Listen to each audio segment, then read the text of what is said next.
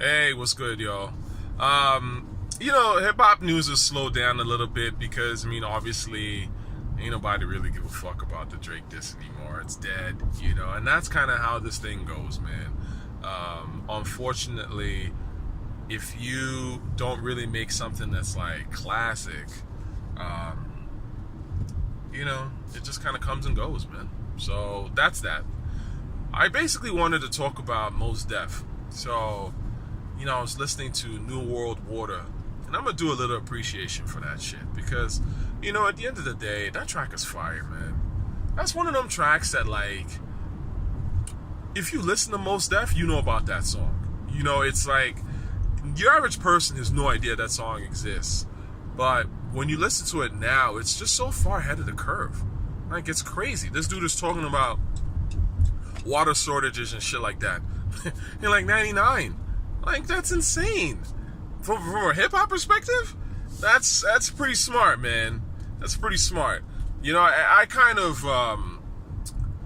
I've always felt that Mos Def was like one of the best, if not arguably the best, quote unquote, conscious rapper or positive rapper, whatever you want to deal with that. He didn't necessarily talk about, selling that work or whatever, right? But of the group of those guys that were, deemed conscious rap, he was like the best. One of the best. Him and Common to me were like really dope. Of course, Tip. I don't really consider Tip conscious rap. I'm talking about Tribe Called Quest.